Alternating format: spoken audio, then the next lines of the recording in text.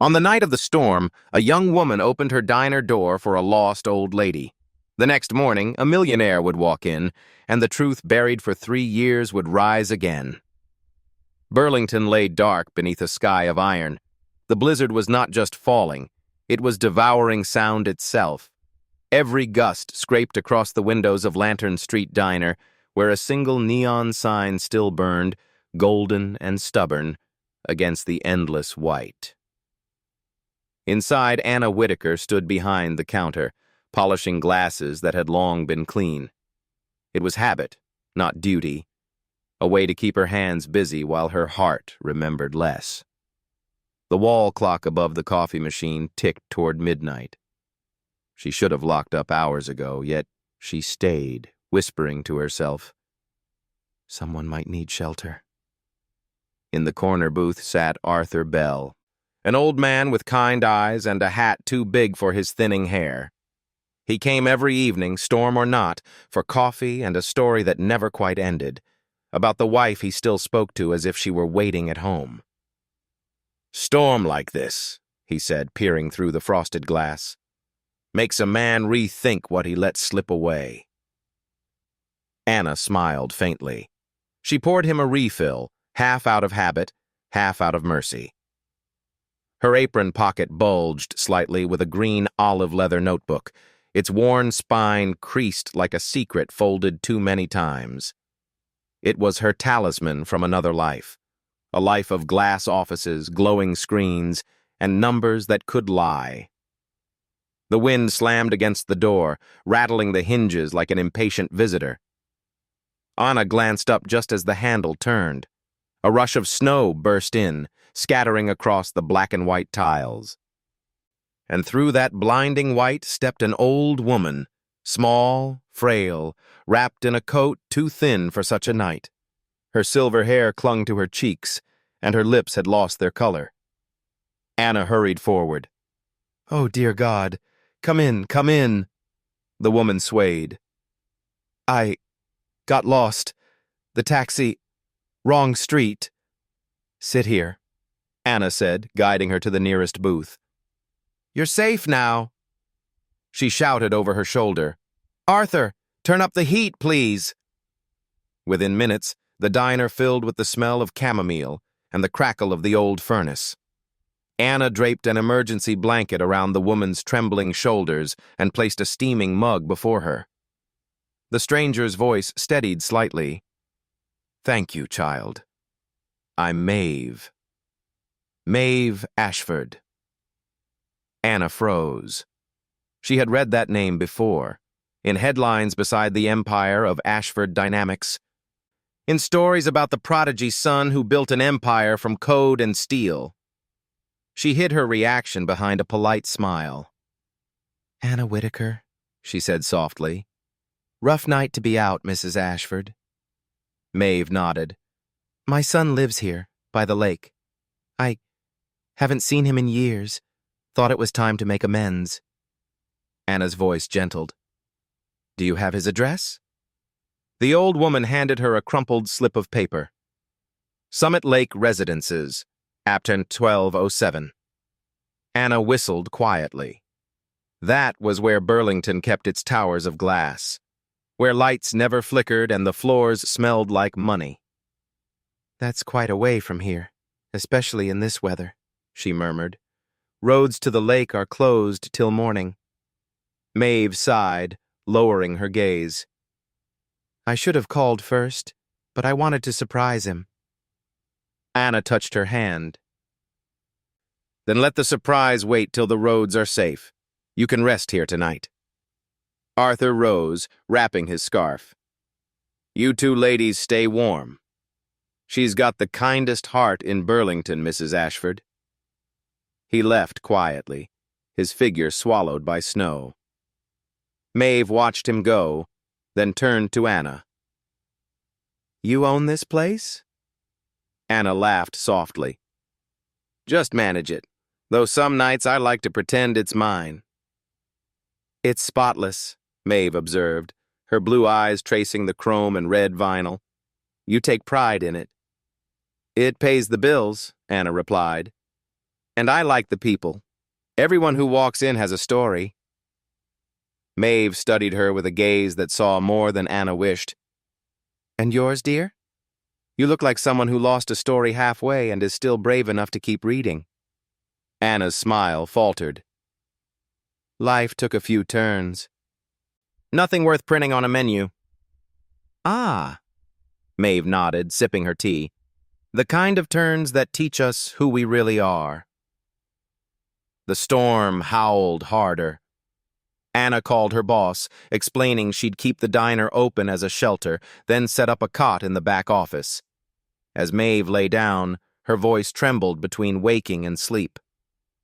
My son, he'll worry if he checks the cameras. He's particular about security. Anna smiled faintly. Then call him. Maeve tried, left a voicemail, and sighed. He's always in meetings. He runs Ashford Dynamics, you know, software, investments, things that change the world. Anna's hand froze on the blanket. Cole Ashford? Maeve nodded proudly. You've heard of him? Who hasn't? Anna whispered. The man whose algorithms could predict markets and whose boardroom glare could silence senators. Ruthless, brilliant, and in every article entirely alone. Maeve's eyes softened. He wasn't always that way. After his father died, he built walls. Work became his prayer. Anna tucked the blanket tighter. Rest, Mrs. Ashford. You're safe here. Maeve smiled faintly, half asleep. You remind me of myself, always taking care of everyone but yourself. Anna turned off the light, leaving only the faint glow of the diner's sign filtering through the frosted window. Outside, the storm raged on. Inside, the diner hummed softly, an island of warmth adrift in a sea of white. Anna sat by the counter again, hands wrapped around a mug of cocoa. She opened her green notebook and wrote a single line. A stranger knocked. I opened the door. She stared at it, then added beneath, maybe storms are just the world's way of testing who still remembers how to shelter someone. The clock ticked past 2 a.m. The storm would ease by dawn.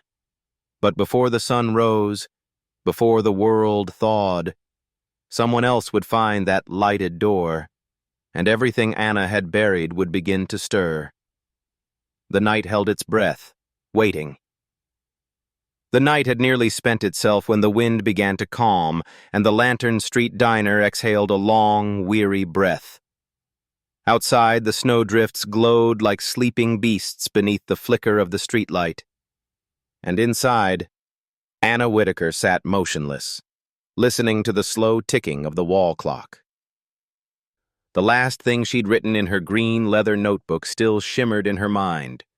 Maybe storms are just the world's way of testing who still remembers how to shelter someone. And tonight, that someone, the frail woman resting in the back room, had spoken a name that now refused to leave her thoughts. Ashford. Anna poured herself another cup of coffee, but the bitterness wasn't from the beans. It came from memory, from headlines she had spent 3 years trying to forget.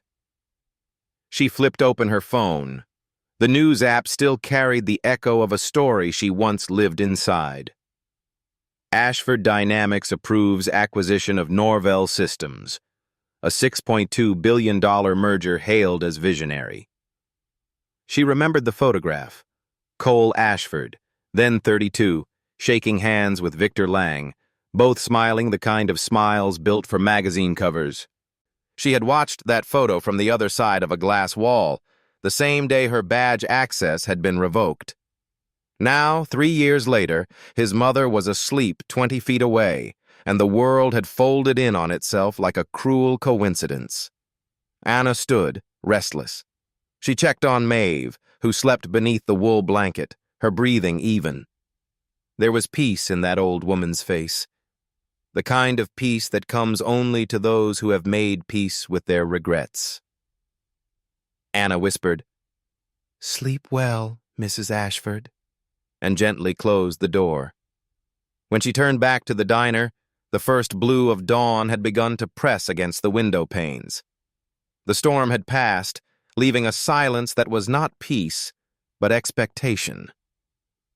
Anna brewed a fresh pot of coffee and began cleaning up, a ritual of order after chaos. She stacked cups, wiped counters, and checked her phone again. No messages, no customers, only the radio murmuring faint static, until the voice of the morning news anchor cut through. "Roads towards Summit Lake have reopened. Burlington residents are advised to clear vehicles before noon." Her eyes flicked toward the door leading to the back room. Maeve would wake soon, and when she did, the world would have to start moving again. A soft creak of hinges. Maeve appeared, wrapped in the blanket like an old queen in exile. "Morning already?" she asked. Anna smiled. "Just barely. The storm gave us a truce." Maeve looked at the snow outside.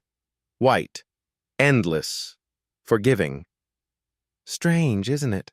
How silence after a storm sounds like mercy." "Or warning," Anna murmured. The old woman turned toward her. "You didn't sleep." "I tried," Anna said lightly. "But the coffee refused." Maeve chuckled, a sound dry as parchment. "Then pour me a cup of your rebellion." They sat across from each other, the steam between them curling upward like two ghosts trying to find form. Maeve traced a finger along the table. "You said your name was Anna Whitaker?" "Yes, ma'am." "Whitaker?" Maeve nodded slowly. "That was my mother's maiden name. Solid, honest people, builders and teachers." Anna smiled, uncertain how to receive the compliment. "I hope I'm worthy of it." "You are," Maeve said gently. Then her tone shifted, almost imperceptibly.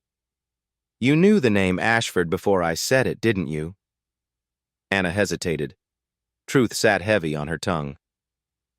"Yes. Your son's famous."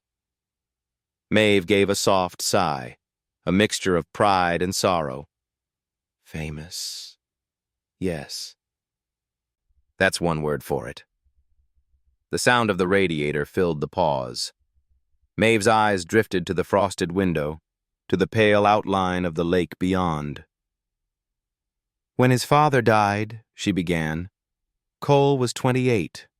Brilliant, stubborn, already building things even I couldn't understand. But grief doesn't knock. It walks straight in and rearranges the furniture. He buried himself in work. I buried myself in prayer. We stopped meeting halfway." Anna listened quietly.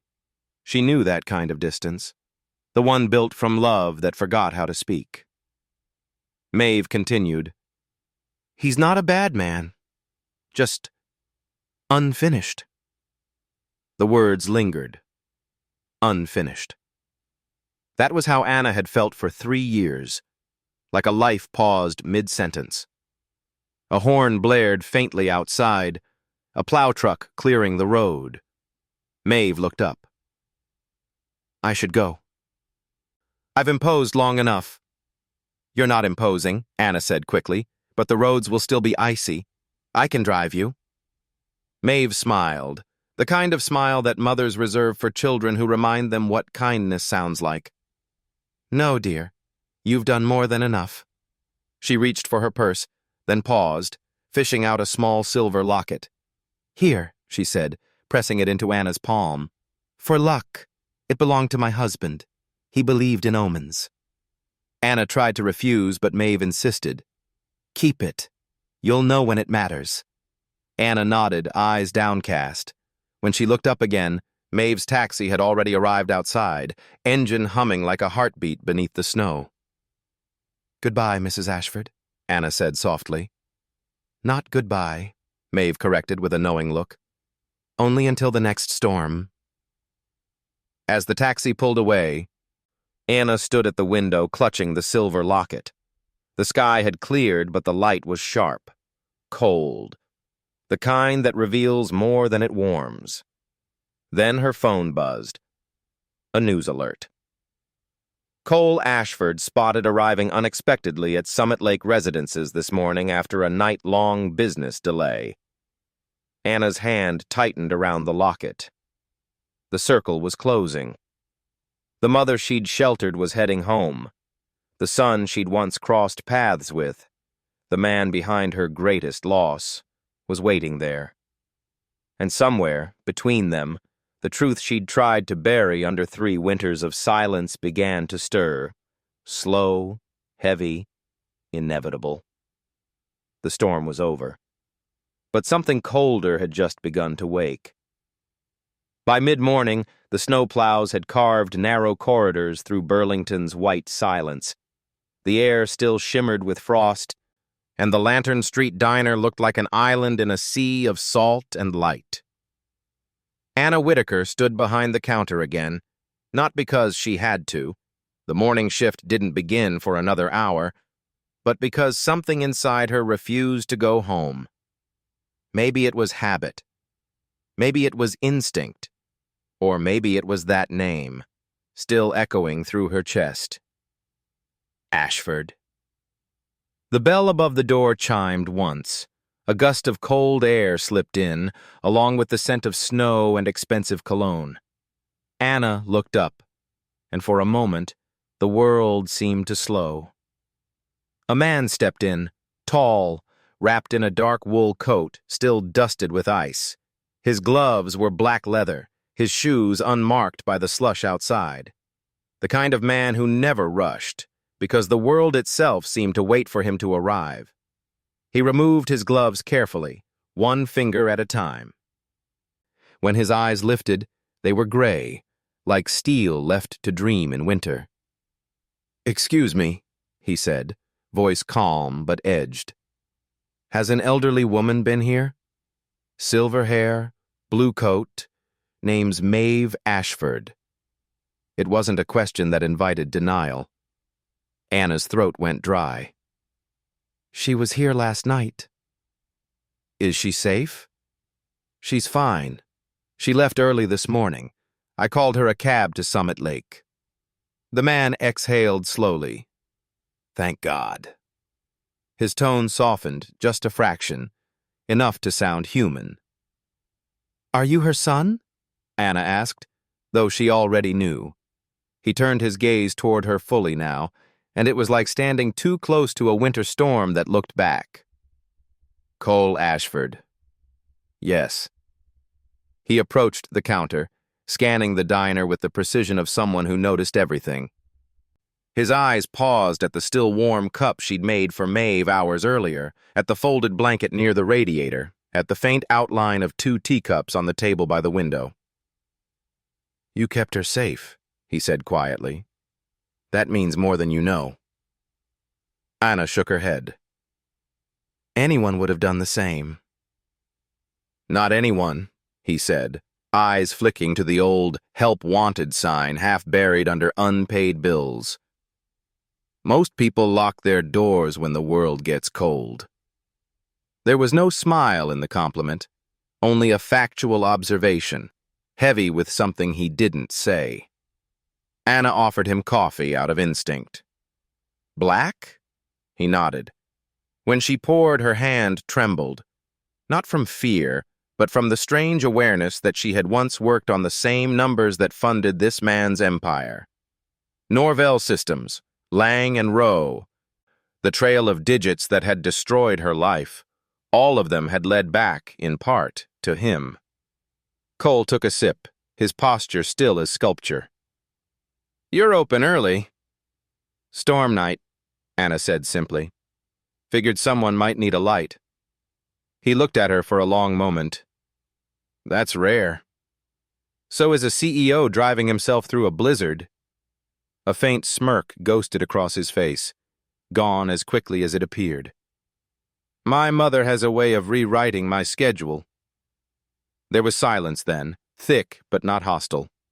The kind that happens when two people realize they've been orbiting the same truth from opposite directions. Cole set down the cup. Did she say anything? About you? He nodded once. Anna hesitated, then chose honesty. She said she missed you. And that she wanted to fix what was broken. Cole's jaw tightened. The kind of reaction you learn to hide from reporters, but not from your own conscience. I told her the storm might delay that reunion, Anna added softly. Guess I was wrong. He looked out the window. The taxi tracks were already gone, swallowed by fresh snow. No, he murmured. You were right. The delay's been years long. Something in the tone, a weariness older than ambition, made Anna's chest tighten. For a heartbeat, she forgot who he was. He wasn't the CEO on magazine covers, nor the man whose name sat atop the documents that ended her career. He was just a son who'd built walls so high, even guilt couldn't climb them. A sharp gust rattled the door again. Both of them turned. Through the window, a black sedan pulled up beside the curb. The man stepping out wore a navy overcoat, a smile too polished to be honest. Anna felt her stomach drop. Victor Lang. She hadn't seen that smile since the day it cost her everything. He entered with a practiced warmth, brushing snow from his sleeves. Cole, I thought I'd find you here. Cole frowned. Victor? You tracked me? Of course, Victor said easily. We've got a crisis at Norvell Systems. The numbers don't align with the projections. I figured you'd want to review before the press does. Anna felt her pulse spike. The numbers. The projections. The same lies she had once refused to sign off on. Victor noticed her then. His gaze lingered a fraction too long. Well, he said smoothly, you have charming company this morning. Cole turned. This is Ms. Whitaker. She helped my mother last night. Victor's brows lifted. Whitaker, you say? Sounds familiar? Anna's knuckles whitened around the coffee pot. I doubt it. Victor hummed. I never forget a name, particularly one that used to appear on our quarterly compliance sheets. Cole looked between them, puzzled. You two know each other? Anna didn't answer. Her eyes locked on Victor's, and for the first time since that winter in New York, she saw him not as her destroyer, but as a man who still believed no one remembered. Victor smiled thinly. Small world, isn't it? Cole's voice lowered. Victor, step outside. Now. But Victor only shrugged, picking up Maeve's empty teacup as if it were a relic. You never told me your mother enjoyed diner tea, Cole. Seems we all have our secrets. He set the cup down and leaned closer, lowering his voice to a murmur meant to sting. Careful who you trust. The wrong waitress can bring down an empire. Anna's hand twitched, the coffee pot trembling slightly. Cole noticed. And so did Victor. The tension was invisible to the snow outside, but inside the diner, it filled every breath. Cole finally spoke, his tone edged with warning. Victor, we'll talk about Norvell later.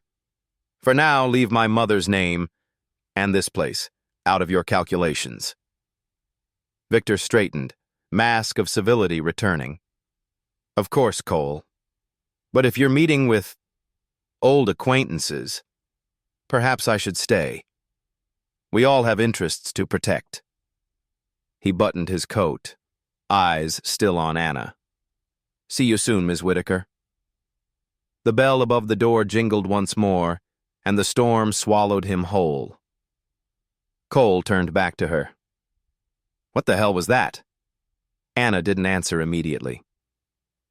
She was looking at the steam rising from the cup Victor had touched, thin, fragile, dissolving into air. Then she whispered, That was the man who made me lose everything. Cole frowned. Lose what? Anna lifted her eyes. The truth she'd buried for 3 winters finally reached the surface. My job, my reputation, my faith in people like you. Outside, the wind rose again, scraping ice against the glass. Inside, 2 lives that had once collided in silence finally faced each other, and somewhere beneath the snow, the first crack of the coming storm began to spread. For a long moment after Victor Lang left, silence held the diner by the throat. The door stopped rattling, the wind caught its breath, and the faint hum of the refrigerator became the only sound left alive. Anna Whitaker still stood behind the counter, her hand trembling slightly on the coffee pot.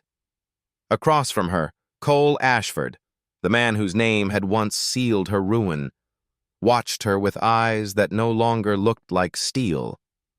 They looked like questions. What did he mean? Cole asked, voice low. Lose everything? Anna set the pot down.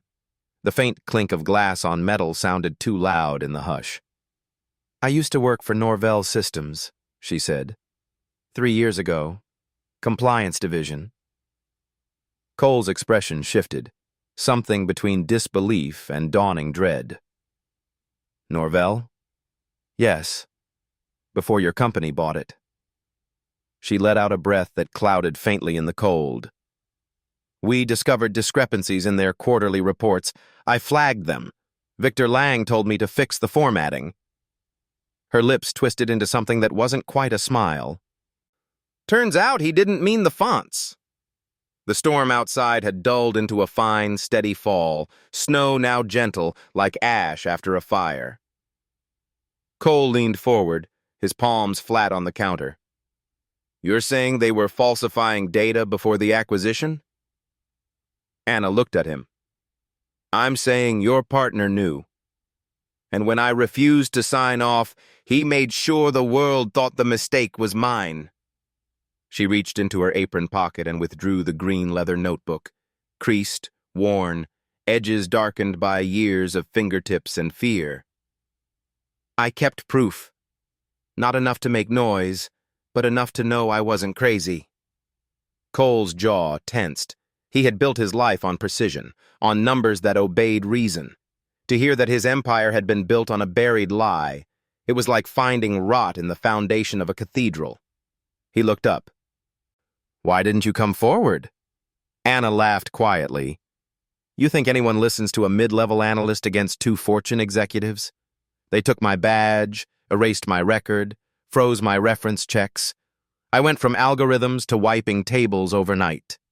The only thing I kept was this diner's light, and my silence. Cole wanted to speak, but before he could, the lights flickered. Once, twice, then died. The hum of the refrigerator vanished. The neon sign blinked off. The room dropped into darkness except for the faint gray light seeping through the windows. Anna blinked toward the ceiling. Transformer probably froze again, she muttered. She reached under the counter, pulled out a brass lantern, an old relic she'd kept for storms like this, and struck the flint. Warm orange light filled the diner, spilling across their faces. Cole watched her move, quick, competent, calm. She knew exactly where every fuse and switch lived. Grab that flashlight near the register, she said. You're taller. Maybe you can reset the breaker in the back. Cole hesitated, then found it and followed her. They stepped into the hallway behind the kitchen, where the smell of grease and old coffee met the chill leaking from the back door. Anna pointed toward a small panel. That's the main breaker. He opened it. The fuses were ancient. This setup's a hazard. Everything in this diner is a hazard, Anna said softly. But it still works, most nights. He smiled faintly, like its owner. She turned away to hide the color that rose to her cheeks. I told you, I don't own it. Then you're the only thing keeping it alive, he said, flipping the switch back on. The light stuttered and came back dimly, casting long shadows across the chrome and glass.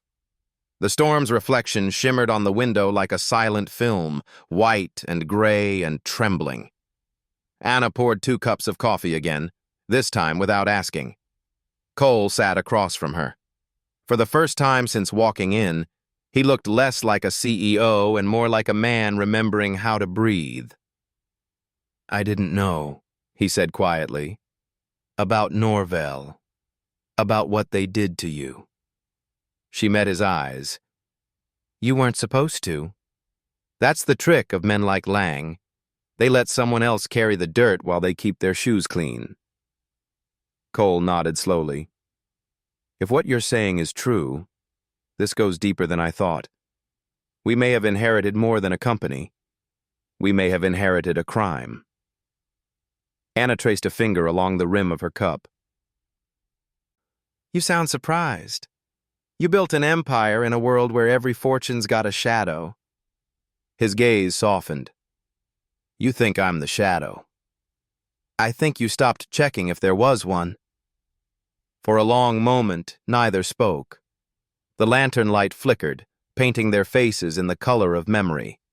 Then, faintly, through the still air came a soft chime, the alert of a phone on the counter. Cole stood and walked over. It was his. A new message from Victor Lang. "Norvell projections going public early. SEC will ask questions. Keep our story straight." Cole read it twice, then turned the screen toward her. Anna's breath caught. "He's panicking.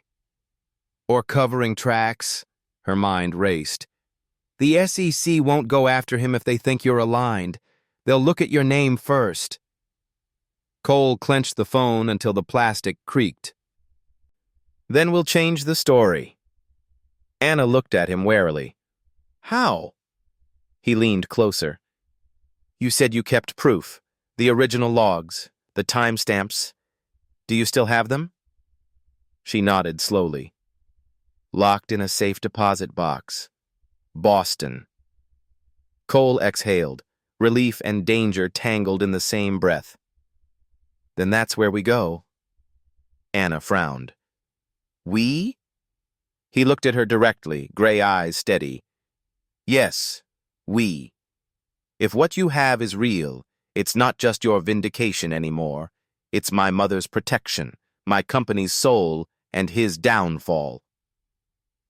Outside, lightning flashed against the melting snow, splitting the horizon into white fire.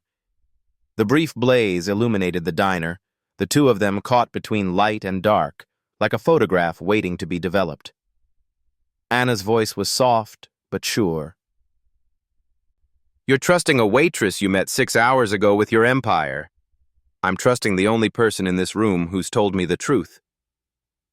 The words landed like warmth in a place she didn't know had gone cold. The lights flickered again, but the lantern stayed steady. Somewhere far off, thunder rolled, a deep, low sound, as if the world itself had turned a page. And there, in the hush that followed, Anna finally whispered, "Then I guess the storm isn't over yet." Cole looked out the window, snow glowing faintly under a sky of bruised light. "No," he said. "It's only just begun." The snow had quieted to a ghostly whisper by the time they locked the diner and stepped outside. It was almost noon, yet the sun felt like a rumor. Pale, cold, distant. Burlington looked half asleep under its white veil. Every sound muffled as if the world were holding its breath. Anna Whitaker pulled her coat tighter around her shoulders, the lantern light from the diner still glowing faintly behind her like a heartbeat. Beside her, Cole Ashford adjusted his gloves, every movement sharp and deliberate. A man used to controlling the narrative, not surrendering to it. The road stretched ahead, white and endless, and for a brief second, Anna wondered if this was how all dangerous journeys began. Not with a decision, but with a silence neither dared to break. "We'll drive to Boston tonight," Cole said finally, his voice measured. We? She echoed. He glanced at her. You don't trust me? Anna exhaled through her nose, watching the fog of her breath drift away like a confession. I trust storms more than CEOs. He smiled faintly, though the weariness in his eyes softened the arrogance. Fair. But storms end. CEOs don't, apparently. She didn't smile back. This isn't a press conference, Mr. Ashford. If we do this, it's not for your image. It's for the truth. He nodded, serious now. I understand. But the truth, the kind she'd carried alone for 3 years, wasn't something you simply understood. It was something that hollowed you out first, then taught you to live inside the emptiness. They reached the parking lot. The black SUV from the night before sat there, its engine idling like a patient animal. Cole opened the passenger door for her. Boston's 4 hours if the road's clear, he said. We'll stop by my place first. I need to retrieve a few files. Your place? He nodded. Summit Lake, 10 minutes from here. Anna hesitated. Your mother's there. Yes, he said quietly. And she deserves to know what's coming. The drive was silent at first. The snow along the highway looked like static on an old television screen, the kind that hums softly between signals. Inside the car, warmth spread slowly from the vents, but the air between them remained cold. Anna watched the landscape drift by. How long has Victor Lang been your partner? 7 years, Cole said. He helped me take Ashford Dynamics global. Brilliant strategist, ruthless when needed. When needed, Anna repeated, a faint edge in her tone. That's one way to describe fraud. Cole's hands tightened on the steering wheel. I didn't know, Anna. Then maybe you should have looked harder, she said, turning her gaze toward the window. Men like Lang don't hide well. People just stop looking because it's convenient. Cole didn't reply, but the silence that followed wasn't defensive. It was the silence of a man weighing himself on the scale of someone else's truth. They turned onto the private road to Summit Lake residences, where luxury apartments rose like frozen glass against the gray sky.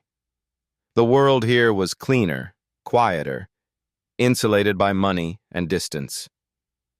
Anna stared at the architecture, her breath fogging the window. I used to think success looked like this. And now? Cole asked. Now I think it looks like survival. He parked near the lobby, cutting the engine. The hum died, replaced by the soft sigh of falling snow. Wait here, he said. I'll let security know you're with me. As he stepped out, Anna's reflection lingered in the passenger window, eyes tired, jaw set. A woman who'd lost everything once and was about to risk it again. The lobby was all marble and quiet money. Cole exchanged a few clipped words with the concierge, then motioned her in. The elevator ride was silent except for the sound of her boots melting small puddles on the floor. When the doors opened, they were greeted by the warmth of a penthouse that looked more like a museum than a home. Polished floors, glass walls overlooking the lake, a grand piano that hadn't been played in years. And on the far end of the room, sitting near the window, was Maeve Ashford. Her silver hair glowed faintly in the winter light. When she turned, her face lit with surprise. Anna? Anna smiled, awkward and soft. I didn't expect we'd meet again so soon. Maeve rose, moving slower than she wanted to. Neither did I. Though I had a feeling. Cole placed a hand on his mother's shoulder. We need to talk, Mom. It's about Lang. Maeve looked between them, the warmth fading from her expression. Then whatever it is, it can't be good. Anna stood by the fireplace as Cole explained. The falsified data, the acquisition fraud, the email Lang had sent that morning. He didn't embellish, didn't excuse. When he finished, the room felt heavier, as if the truth itself had mass. Maeve's gaze found Anna's. "You tried to expose it before." Anna nodded once. "And I paid for it." Maeve's voice trembled with quiet fury. "He destroyed you to protect his numbers. And you—" She turned to her son. "You helped him build an empire on them." Cole's jaw clenched, but he didn't defend himself. "That's why we're ending it." Maeve exhaled slowly. "Then you'll need more than courage, both of you. Men like Lang don't fall quietly." Her words hung in the air, half warning, half blessing. Cole crossed to his desk and pulled a sleek black folder from a drawer. "These are the internal contracts and emails between Ashford Dynamics and Norville during the merger. I want you to cross-reference them with whatever data you have." Anna opened the folder carefully. Each page was like a ghost from her past life. Phrases she'd once written, signatures she'd once trusted. "This will help," she said, though her voice shook. Maeve touched her arm gently. "You're doing the right thing, dear. But you should both understand. The moment you make this public, you'll be hunted. Not with guns, but with silence. With lawyers. With ruin." Anna smiled faintly. "I've lived through ruin before. It doesn't scare me anymore." Cole looked at her, something unspoken flickering behind his eyes. Admiration, perhaps, or guilt wearing the mask of respect. The wind howled against the glass, and Maeve turned toward the sound. "You should leave before it gets worse," she said. "Boston's a long drive, and storms like this have long memories." Cole hesitated. "You'll be safe?" "I'm old," Maeve said, almost smiling. "No one suspects old women of being accomplices to revolutions." Anna caught the faint twinkle in her eye and felt a warmth she hadn't known she missed. The warmth of someone believing in her without reason.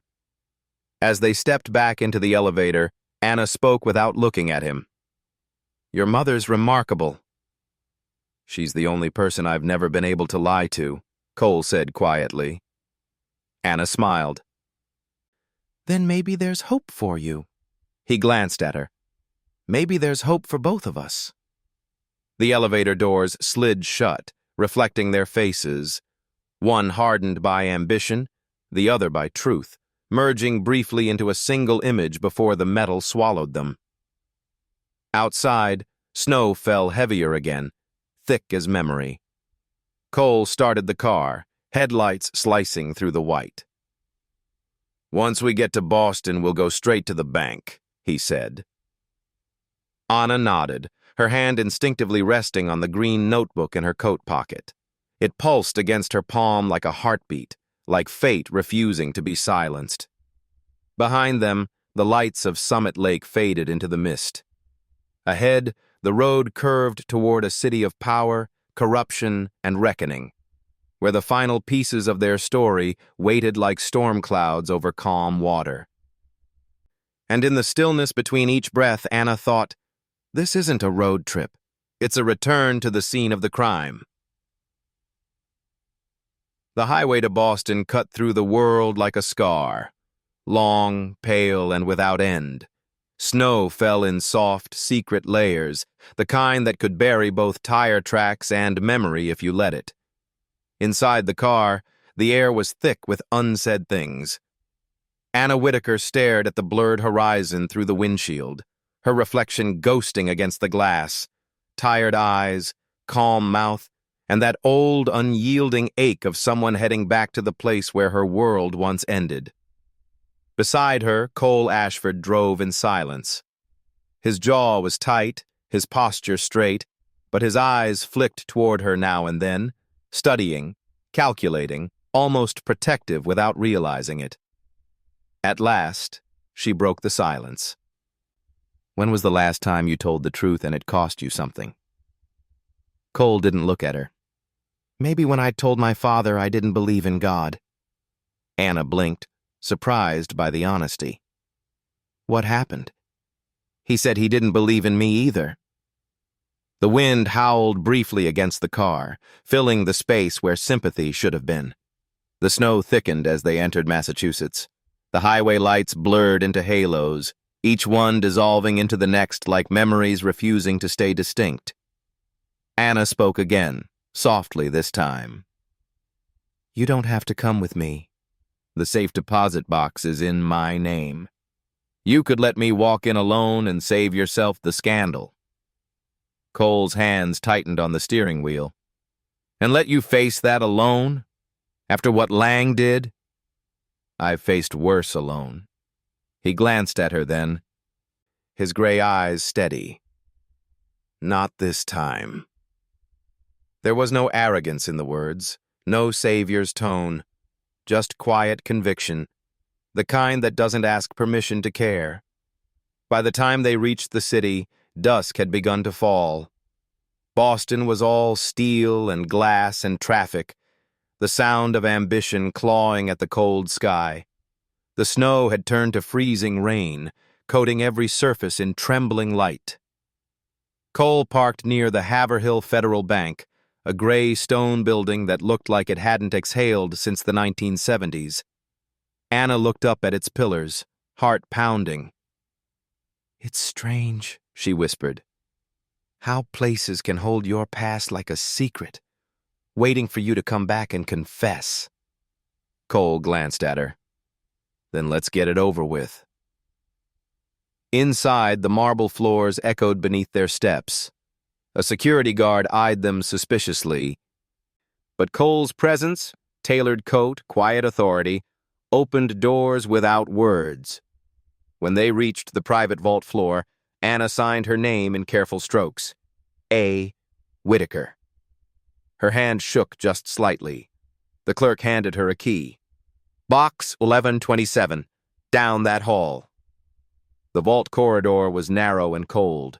Rows of steel doors stretched into shadow, each one holding someone's life behind a tiny brass number. Anna found 1127 and slid the key into the lock. For a moment, her breath faltered. 3 years of fear tightening in her throat. Cole stood beside her, silent. You ready? He asked. No, she said. But I'm here. The lock clicked. The sound was small but final, like a curtain being drawn. Inside the box lay a single USB drive, wrapped in brown paper and bound with a ribbon. Faded ink marked the paper. For when truth finds its voice again. Anna stared at it, her pulse pounding.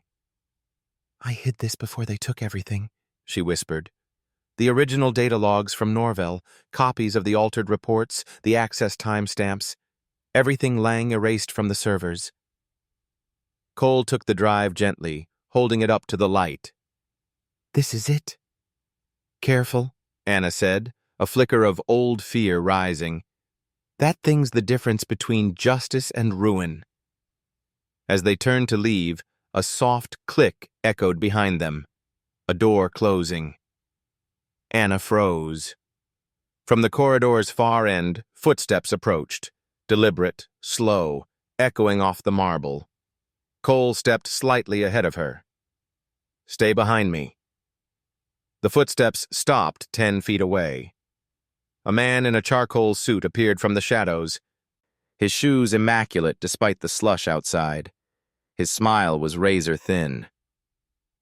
Leaving so soon? Victor Lang. The sight of him here, calm, dry, smiling, made the blood drain from Anna's face. How did you— Oh, come now, he interrupted smoothly. Did you really think I wouldn't have the bank flagged under your name? You're not the only one who knows where the bodies are buried. Cole's voice was ice. You followed us. I anticipated you, Lang corrected. Big difference. You see, I always knew Anna kept something. Fear makes people sloppy, and conscience makes them sentimental. His eyes flicked to the USB in Cole's hand. So, there it is. The fabled truth. Anna found her voice. You destroyed lives for profit. You think I'll let you do it again? Lang chuckled. You think anyone will care? You expose me. You destroy him too. He nodded toward Cole. Half your evidence ties directly to Ashford Dynamics' acquisitions. The world won't see two sides of a crime. It'll see two culprits. Cole stepped forward, fury rising under his calm exterior. Then I'll burn everything with my name on it before I let you bury her again. For the first time, Lang's smile faltered. You wouldn't. Try me, Cole said quietly. The tension snapped like a live wire. Lang's hand moved inside his coat. Cole tensed, and then the security lights flickered. The power cut. The emergency alarm blared, red strobes painting the corridor like a heartbeat gone mad. Run, Cole hissed. Anna clutched the USB tight and sprinted after him. The echo of their footsteps clashed with the alarm. Somewhere behind them, Lang shouted something, his voice lost in the chaos. They burst through the service exit into the freezing night. The rain hit like shards of glass, but Anna barely felt it. Her lungs burned with adrenaline, her heart racing with terror and clarity all at once. They didn't stop until they reached the SUV. Cole unlocked it with shaking hands. Anna jumped in, slamming the door. He knows, she gasped. He knows we have it. Cole's voice was tight but steady. Then we keep moving. We don't stop until this is safe. He started the engine, tires screeching on wet asphalt. As the city blurred past, Anna looked down at the small drive in her palm. It gleamed faintly under the dashboard light. Ordinary, almost fragile. This is what he's willing to destroy us for, she whispered. No, Cole said, his eyes on the road. This is what we'll rebuild everything on. She looked at him then, really looked. The man who had once been the face of her downfall was now the one risking everything to undo it. Outside, thunder rolled low and slow, the sound of judgment in motion. Anna closed her eyes, clutching the drive like a prayer. Let the world finally hear what the storm has been trying to say. And as the city lights dimmed behind them, Boston became what it had always been in her nightmares, the city of ghosts. Snow turned to sleet as the SUV sped south along the interstate, headlights slicing through ribbons of rain that shimmered like falling glass.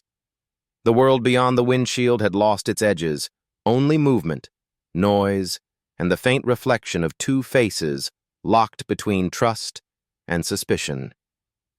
Anna Whitaker sat clutching the USB drive like a lifeline. Every curve of the road felt like a question. How much further until this ends? Beside her, Cole Ashford drove in tense silence, knuckles pale against the wheel, jaw clenched tight enough to ache. Neither spoke.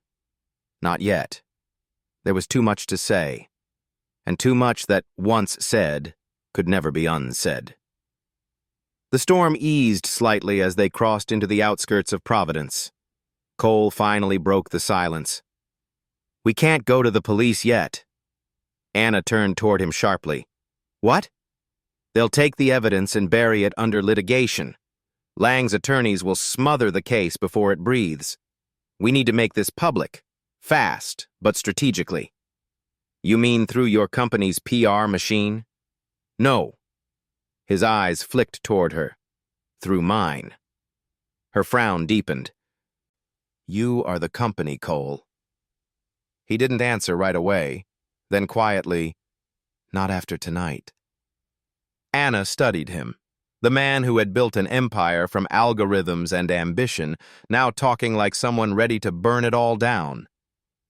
You'd sacrifice everything? She asked. He gave a humorless smile. If everything was built on lies, it's already gone. They stopped at a small roadside diner on the edge of town, a forgotten place, its neon sign flickering through the sleet. Open 24 hours. Coffee and mercy. Inside, the air smelled of fried onions and weary dreams. Cole slid into a booth, motioning for her to follow. "We need a secure line," he said. "I know a reporter, someone with integrity." Anna sat opposite him, still clutching the drive. "You trust a journalist with this?" "I trust her more than the board of directors." A waitress brought coffee, steam curling in the dim light. Anna wrapped her hands around the mug, trying to stop their shaking. "Who is she?" "Her name's Clara Reyes, investigative reporter for the Ledger. She's been digging into Norvell's offshore accounts for years. She'll know what to do with the data." Anna stared into her coffee. "Then call her." Cole hesitated, fingers hovering over his phone. "If I do, there's no going back. Lang will know we've gone public the moment she starts asking questions." Anna's voice was steady now, stripped of fear.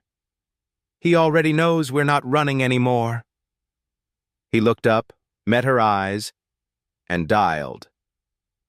The call lasted 3 minutes. Clara agreed to meet them that night in Providence, at a safe location. When Cole hung up, his hand lingered on the phone. "She'll bring a forensic tech to verify the data," he said. "But she warned me. Once this hits print, there'll be retaliation." Anna gave a faint smile. "Retaliation is old news to me."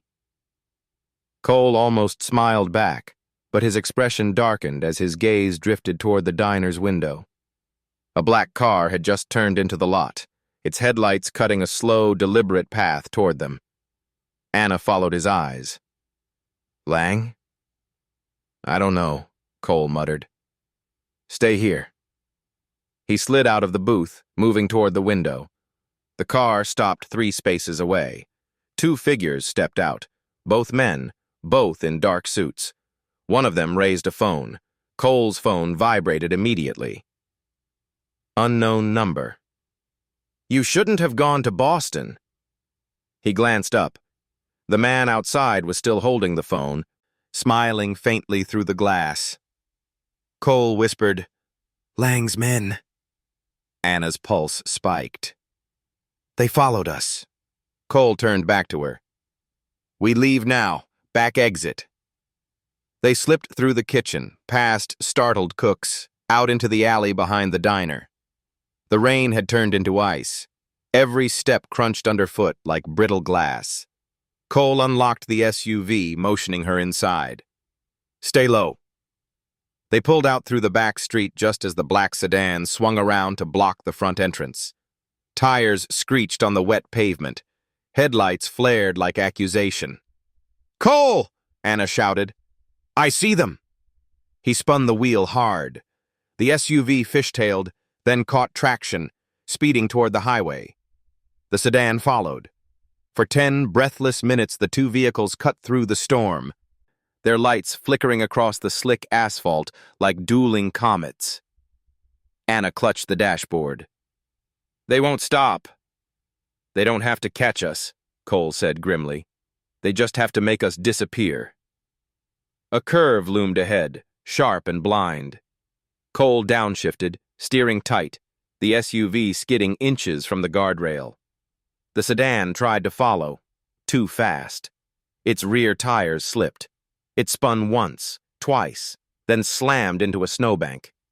The crash echoed through the valley like thunder breaking glass. Cole didn't slow down. When they finally reached the outskirts of Warwick, the adrenaline began to ebb, replaced by a hollow silence. Anna's voice came small and hoarse. "Someone could have died back there." "Someone will die," Cole said. "If Lang keeps control." She stared at him, realizing that beneath his calm tone lay something fierce, not vengeance, but conviction sharpened by guilt. He glanced at her, then back at the road. "You still trust me?" Anna's lips curved into a faint, sad smile. I'm still here, aren't I? They stopped at a motel by the harbor, its sign half dead, the parking lot glittering with sleet. Inside, the air smelled of old wood and salt. Cole paid cash. The clerk didn't ask questions. In the room, Anna plugged the USB into her laptop, breath trembling as the screen flickered alive. Files. Dozens of them. Each one dated, labeled, transactions, falsified valuations, private emails signed V. Lang. Cole leaned over her shoulder, the glow of the monitor casting both their faces in cold light. This is everything. Anna scrolled down. Look at this. Entry time stamped 2 weeks before Norvell's merger. Data modified under your company's credentials. Cole frowned. That's impossible. Those logs predate the acquisition. She looked at him sharply. Then someone forged your access trail. They were preparing to blame you even before you bought them out. Cole straightened, the weight of it hitting him all at once. Lang was never protecting me. He was using me. Anna closed the laptop. And he still thinks he owns your silence. He met her eyes. Then let's make noise. For the first time that night, Anna allowed herself to exhale, a breath that felt like it had been waiting for years. You know, she murmured, when I first saw you walk into the diner, I thought fate was playing a cruel joke. And now? Cole asked. Now, she said, glancing toward the rain-streaked window. I think maybe the storm wasn't punishment. Maybe it was deliverance. Cole looked at her, something breaking open behind his eyes. Not pride, not power, just the raw humanity that had been buried under both. Outside, thunder rolled again, distant but steady. A reminder that storms never vanish. They only move forward. And somewhere in the city beyond, Victor Lang was watching the same sky, realizing that his empire of silence had begun to crack. Anna turned off the lamp. The glow from her laptop screen lingered for a moment before fading into darkness. Tomorrow, she whispered, we tell the world. Cole's reply came softly, but with an edge that promised reckoning. Tomorrow, the storm speaks.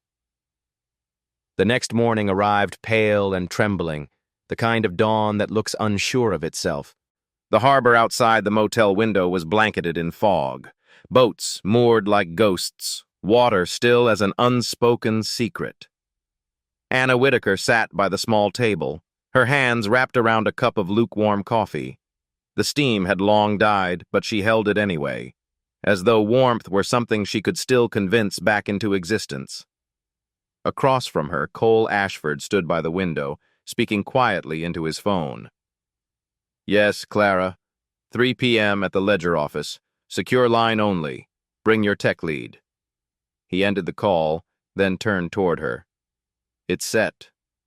Anna nodded slowly. Then by sunset, the world will know. Not yet, he said. Lang will feel us coming before the ink's even dry. We'll need a safe way to deliver the files. Direct upload won't work. His people monitor the servers. We'll bring the drive in person. Anna looked up. So we walk straight into the lion's mouth. Cole's voice was quiet. If the lion built his throne on lies, then yes. We walk in and take it apart piece by piece. They left the motel by noon. The storm had calmed, but its ghost still lingered. Puddles frozen thin, wind whispering through broken fences. As they drove toward Providence, the city began to pulse with life again. Commuters, sirens, headlines on corner screens. One of them caught Anna's eye. Norvell projections under scrutiny. SEC requests clarification. She turned to Cole. He's losing control. He's tightening it, Cole corrected grimly. Lang will frame this as a misunderstanding, bury the scandal under legal smoke. If we don't act today, he wins again. Anna's hand tightened around her seatbelt. Then we don't give him time to breathe. They arrived at the Ledger's office, an old stone building at the edge of downtown, its windows glowing amber against the gray sky. Inside, the air buzzed with quiet urgency, the smell of ink, paper, and curiosity. Clara Reyes met them in the lobby. She was mid-30s, sharp eyes, short hair, voice brisk as a scalpel. "Cole Ashford," she said, shaking his hand. "Hell of a surprise." He gave a faint nod. "You wanted truth. We're bringing it." Clara turned to Anna. "You must be the whistleblower. I've read the rumors. Norvell's phantom analyst." Anna managed a tired smile. "Rumors don't bleed." "But yes, that was me." Clara's eyes softened briefly. "Then let's make sure this time they listen." They followed her into a private conference room, where a young tech expert waited with a laptop. Anna placed the USB drive on the table as if laying down an offering. Clara nodded. "We'll mirror the data offline, analyze metadata, verify hashes. If this is real, we go public by morning." "It's real," Anna said quietly. "Every altered figure, every falsified timestamp, all of it leads back to Victor Lang." Cole added, "And to Ashford Dynamics merger, which he orchestrated. I'm prepared to give a statement confirming internal oversight failure and resign." Clara's eyebrows lifted. "You'd take the fall?" "I'd rather fall clean than stand on rot." The tech whispered, "We're in." Lines of data began to scroll across the screen, numbers, emails, server IDs. Then, a single message header appeared in red. From V. Lang to A. Whitaker. If you open your mouth again, make sure it's worth the silence that follows. Anna froze. The room's air shifted. Clara looked up. "He threatened you." Anna's voice was steady but low. "He ended me." Cole's eyes darkened. "Not this time." Suddenly, the lights in the room flickered. Once, twice.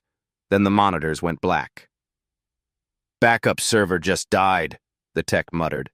"That's impossible. We're offline." Cole's phone buzzed. A message. No number. Just text. "Leave it alone. You have 1 hour before this story ends another way." Clara cursed. "He's breached our network. He knows we're here." Anna's pulse quickened. "What do we do?" Cole's answer was simple. "We finish before he reaches us." The tech rebooted the offline mirror. "We can still extract copies. 30 minutes. Anna paced the room, her nerves raw. "He'll send someone." Cole nodded. "He won't come himself. Not yet. But his people will. We need to move the story faster than his reach." Clara typed furiously, her voice clipped. "If we lose connection again, we'll print and courier the files to every major outlet. You'll both need protection." "Protection won't stop what's coming," Anna said. "Truth doesn't wear armor." Cole turned toward her, something fierce in his eyes. "No, but it can set fire." The lights flickered again. Then, footsteps. Down the corridor, heavy, purposeful. The tech's voice trembled. "Someone's coming." Cole stepped forward, instinct taking over. "Anna, the back stairwell. Go now." She hesitated. "I'm not leaving you." He looked at her, steady and unflinching. "This isn't leaving. It's surviving. Go." But before she could move, the door burst open. 2 men in dark suits entered. The same from the diner parking lot. Clara stood. "You can't be here." One of them pushed past her. "Company property. We're recovering confidential data." Cole stepped forward. "You'll recover nothing." Anna grabbed the USB drive, clutching it tight against her chest. The taller man reached for her wrist. Cole moved first, fast, direct, slamming him against the wall. The second swung, grazing Cole's jaw, but Anna had already slipped past them, sprinting into the hallway. "Anna!" Cole shouted. "Run!" The newsroom erupted in chaos. Phones rang. Shouts echoed. Anna darted through the maze of desks, the sound of pursuit close behind. She turned a corner. Dead end. A glass wall and a locked stairwell door. Her heart pounded. She turned, clutching the drive like it was life itself. The man rounded the corner, breath heavy, eyes dark. "You have no idea what you're ruining," he hissed. Anna stepped backward, voice trembling but defiant. "No, I know exactly what I'm saving." And before he could lunge, the fire alarm blared. Shrill, deafening. Sprinklers burst open above them. Water poured like silver rain. Behind the man, Cole appeared, soaked, furious, a security baton in hand. One sharp strike, and the man fell. "Come on!" he shouted. They ran down the stairwell, the alarm howling above them. Outside, the rain had turned to sleet again, thick, icy, relentless. Clara caught up to them, clutching a drenched laptop case. "I've got a backup. Half the files are copied. That's enough." Cole nodded. "We go public now. Live stream. No time to package or polish. Raw truth." Anna stared at him. "Now?" "In the open?" "Yes," he said. "He controls silence. We answer with noise." Clara already had her phone out, camera ready. "We stream from here. People trust faces more than headlines." Cole stepped beside Anna, water dripping from his hair, eyes burning with resolve. "You ready?" Anna looked at the camera, her chest rising with a shaky breath. "For 3 years they called me a liar," she said softly. "But tonight, the truth remembers my name." Clara nodded, starting the live broadcast. The red light blinked on. And as the storm gathered above the city again, Anna Whitaker's voice finally reached the world. "My name is Anna Whitaker. I worked for Norvell Systems before its acquisition by Ashford Dynamics. I saw the numbers. I saw them change. I refused to sign. They took my career, my name, and my silence. But not the truth. Not anymore." Cole stepped into frame beside her. "I'm Cole Ashford, CEO of Ashford Dynamics. I believed in the system that failed her. I profited from its corruption. I resign, effective immediately. And I stand beside her, not as her superior, but as a witness." Rain pelted their faces, blurring the lens.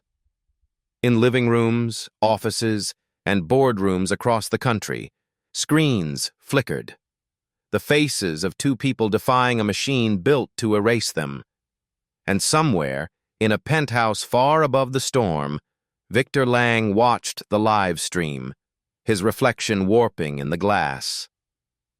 His empire had just found its storm, and this time, it had a voice. The rain fell harder now, slanting like glass shards through the night. Downtown Providence shimmered under the storm's fury, every light fractured by water, every siren carrying the sound of unraveling empires.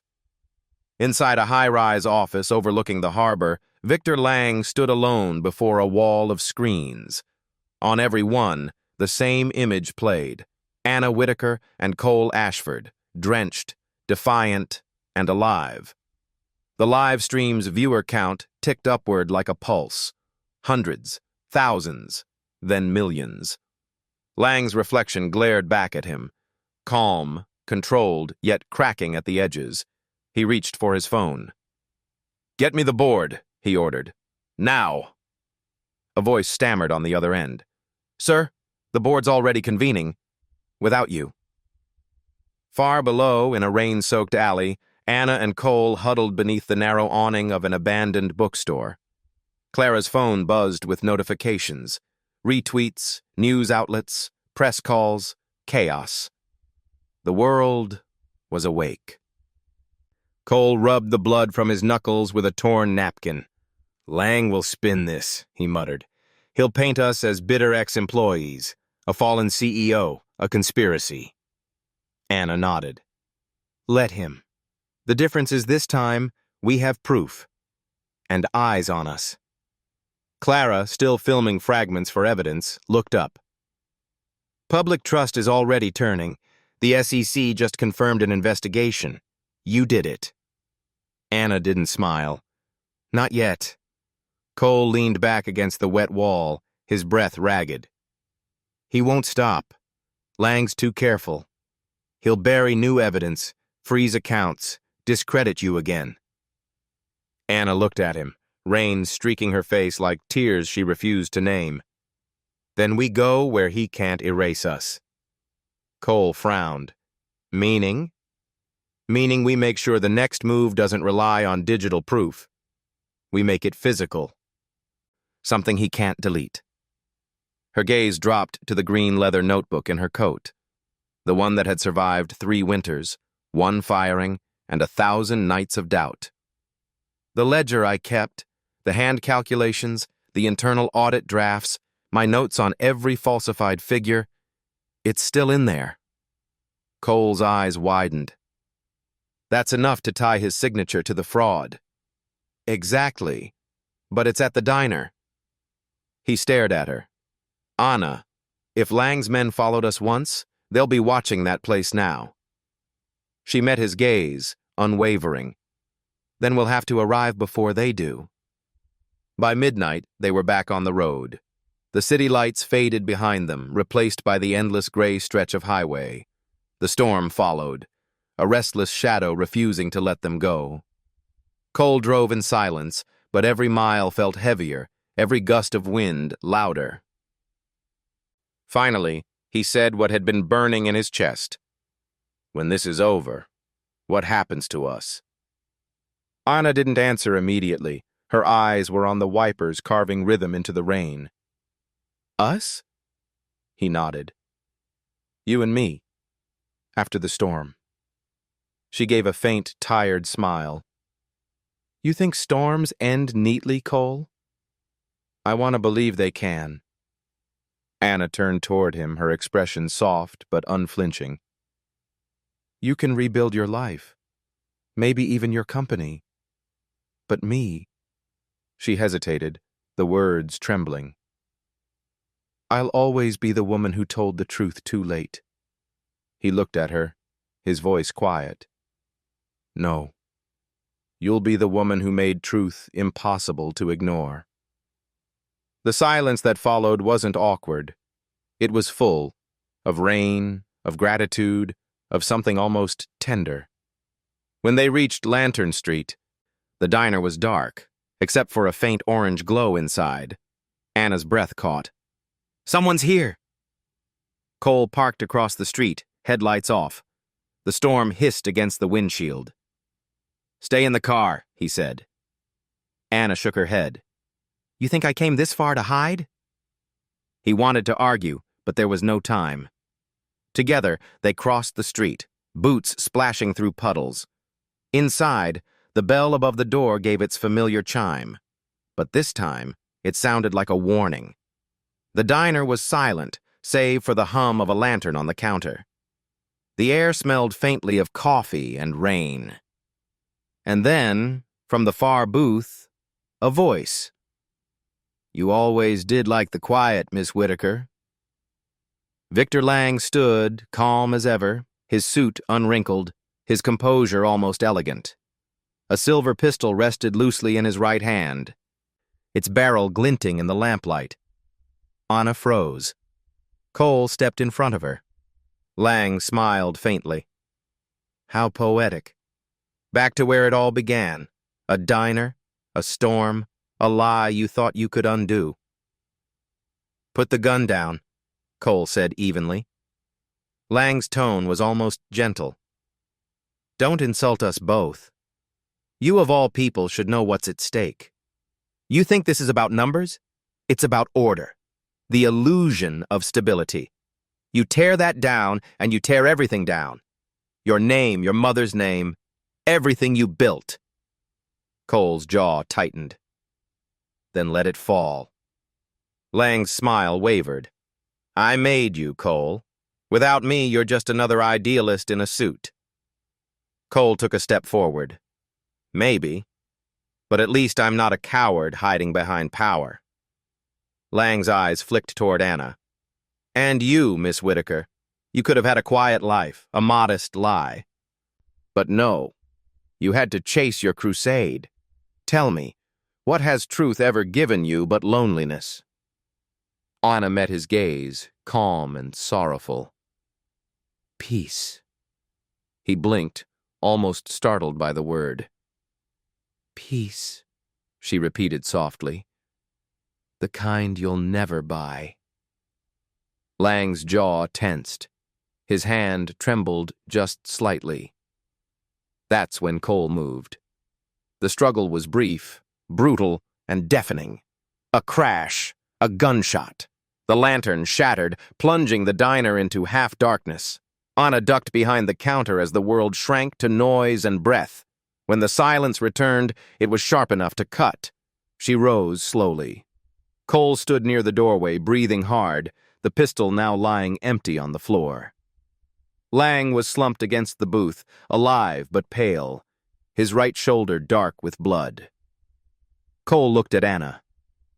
Call an ambulance. She nodded, reaching for the wall phone with shaking hands. Lang groaned, his voice weak but defiant. You think this redeems you? The press will twist it, the courts will... Anna interrupted softly. They won't need to twist anything. You twisted yourself long ago. Her hands steadied on the receiver. It's over, Victor. Lang's head fell back against the booth, his breath shallow. Nothing's ever over, he whispered. Not in this world. By the time the sirens arrived, dawn was breaking, a gray, hesitant light creeping through the shattered glass. Paramedics pushed past, followed by officers. Clara Reyes appeared moments later, raincoat soaked, camera in hand. She looked at Anna, then at Cole, then at the blood-streaked floor. It's done, she said quietly. They've got Lang's confession. The files are verified. You're both cleared. Anna nodded, her voice barely above a whisper. And the world? Clara smiled faintly. Listening. Outside, as Lang was carried to the waiting ambulance, Cole stood beside Anna beneath the awning. The storm had finally softened into a fine mist. He looked at her, exhaustion softening into something gentler. You saved us. She shook her head. We saved each other. Cole followed her gaze to the rising sun, pale gold bleeding through the clouds. Funny, he murmured. I always thought redemption would feel louder. Anna smiled, eyes glistening. No, it just feels lighter. And as the sirens faded into the distance, the world exhaled, a fragile, quiet dawn rising over a truth that had finally, after so many storms, learned to speak for itself. Some storms destroy, others reveal. And sometimes, if you survive long enough, they wash the world clean. Morning came gently, as if afraid to disturb what the night had left behind. The Lantern Street diner stood in silence, glass patched, tables cleaned, the scent of burnt coffee replaced by lavender soap. Outside, the snow had melted into slow rivulets along the curb. The storm had finally exhausted itself. Inside, Anna Whitaker wiped the counter one last time. Not because it needed cleaning, but because habit is sometimes the only prayer left after war. The brass lantern, repaired, relit, cast a soft amber glow across the room. For the first time in years, she felt no need to check the door, the news, or the shadows. The world had already found her and, miraculously, chosen not to destroy her this time. The bell above the door chimed. She looked up and saw Cole Ashford, no longer in his tailored suit, but in a simple coat and scarf. His expression carried the weight of a man who'd walked through fire and learned not to fear the smoke anymore. "Morning," he said. Anna smiled faintly. "You're early." He glanced at the clock. "After months of lies, I figured I'd try being on time for once." She chuckled, a sound that startled her by how human it felt. "Coffee?" He nodded, slipping into the same booth where, days ago, his mother had sat wrapped in a blanket. Anna poured 2 cups and joined him. For a moment, neither spoke. The silence was not heavy this time. It was peace finding its shape. On the radio, the news played softly. Former Norvell CFO Victor Lang has been charged with securities fraud, conspiracy, and obstruction of justice. The SEC investigation continues, with whistleblower Anna Whitaker and former Ashford CEO Cole Ashford credited for exposing the case. Anna turned the volume down. "They make it sound cleaner than it was." Cole smirked. "That's journalism. They tidy up the pain so people can eat breakfast while reading it." Anna sipped her coffee. "Do you regret it?" He looked out the window, watching sunlight glint off melting ice. "No. Regrets for people who stayed silent." Then, softer. "But I'll spend a lifetime learning how to live without power." She studied him. The way his hands wrapped around the mug, the way his shoulders had lost that permanent tension. "You'll figure it out," she said. "You always do." Cole's lips curved faintly. "Not alone." He reached into his coat and placed something on the table, the silver locket his mother had once given her. "She wanted you to have it," he said quietly. "Said it belonged where courage lived." Anna ran her thumb over its cool surface. Inside, a tiny engraving. "Light survives." Her throat tightened. "How is she?" "Resting. The doctors say she'll recover. She keeps asking about you." Anna smiled through the ache. "Tell her I'm learning how to sleep again." The door opened again. This time, Clara Reyes entered, shaking off the cold, a bright grin cutting through the morning. "Still standing, I see."